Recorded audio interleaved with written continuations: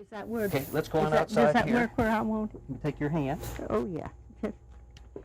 Here we are. This is Lucinda Ogle, and she is famous in Gatlinburg, and she had everything to do with the Wildflower Pilgrimage. And Lucinda, tell us, if you would, about the Wildflower Pilgrimage. How did it get started? And just give us the history about it. Well, I saw in the paper that they were going to have a synopsis or something in a meeting, and we could all go over to that Greystone Playhouse of Dick Whaley's and meet over there. So I always did want to. Back then they called it to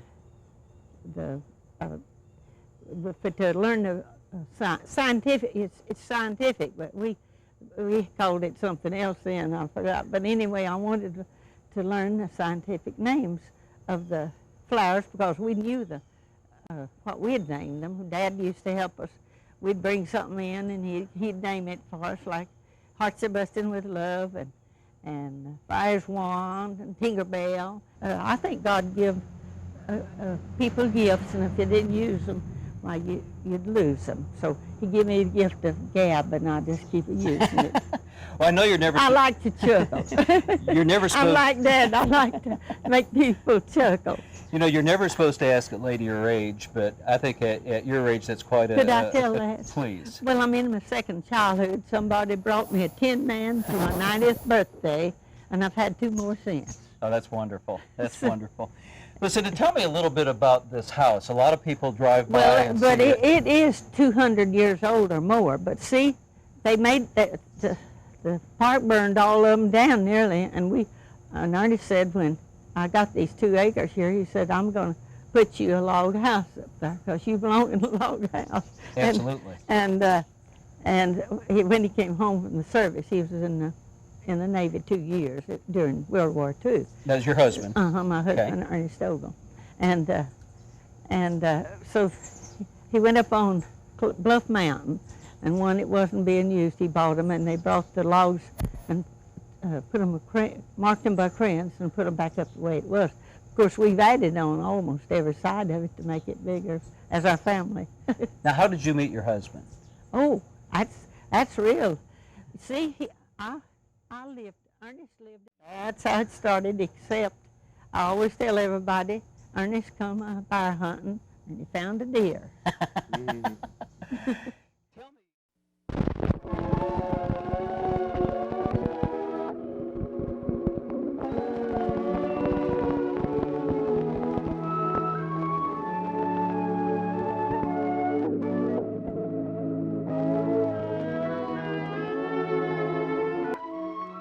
Here at the southern end of the Appalachians, a place has been set aside.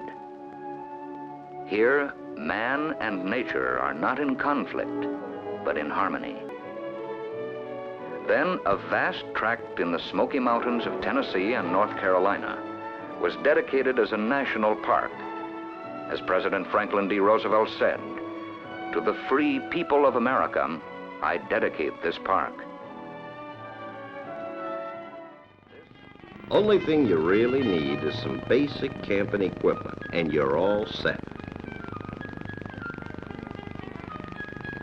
Both heading for the kind of country you'd go for, the Great Smoky Mountains. Here in the Smokies, you can stay up to 2 weeks, so you want to get just the right spot for your tastes. There's all kinds of sites, by rivers, wooded, open, hilly, all of them are good. I tell you, setting up camp nowadays with all this modern equipment is real easy, even if you've never done it before. Of course, things are a lot easier, too, than they used to be. Why, you can have all the comforts of home if you want them.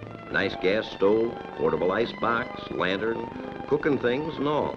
No dishes to do, though. Use paper, throw them away. Point is, the things you need don't cost very much. But you sure find campers that go all the way with the most modern equipment. Smoky Mountain, because I've been a guide all my life to fishermen, hunters, and so forth. And before the park, national park, was ever talked of, My daddy sent me out at 8 years old, and I've been a guiding ever since. Seeing as I was here before the park ever was thought of. Probably the real start was after World War II, and people started traveling a little bit. There was gasoline and automobiles, and you could get tires, and people started to travel. Before that, you know, our tourism was a dozen people coming from Knoxville to get out of the heat and stay in the mountains for a while. Now, I've heard stories, maybe you can tell me if they're true or not, that Gatlinburg used to have touring cars, and they used to go and pick up people and bring them here trying to promote tourism. Is that a fact? All the hotels had Cadillac convertibles. Each one of them had 2 or 3 Cadillacs, and they not only went to Knoxville and picked them up, but in the mornings people would get up and have breakfast at the hotel, and they'd pack a lunch, and the tour driver would take them up on the mountain, and they'd have their picnic and view the mountains out of their Cadillac.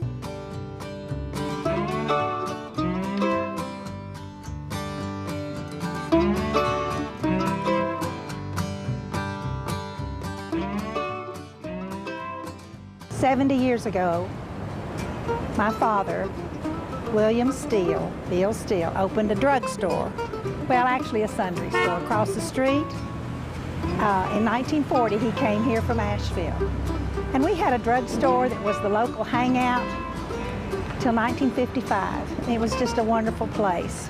It's changed so much today, but I get real nostalgic when I come here, because he put me to work when I was 12. I've been working a long time. But our store, Kevin, was right there where Corky's is. But anyway, and the Hard Rock was the Ogle Buffet, and I'm not exactly sure when they came. I didn't pay that much attention. But I have very fond memories of this city that I love and the people in it. So that when I was growing up, the parkway, you had the strips of grass and the beautiful dogwood trees, and then the sidewalk. I knew almost every person that owned a business along the strip, up and down the strip. Used to ride my bicycle, roller skate, it didn't matter. It's amazing. But my mother wanted me to talk about her father, E.E. Maples. He had the Maples cottages at the south end of Gatlinburg, where Calhoun's and Cherokee Grill is now.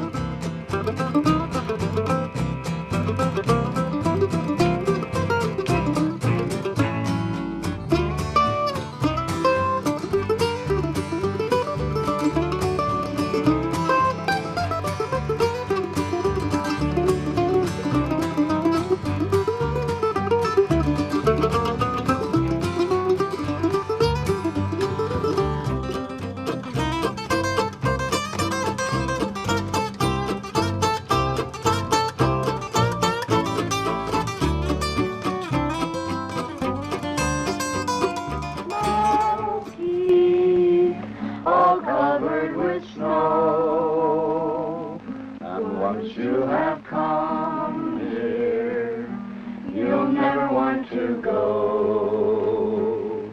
On top of old Smoky, all covered with snow.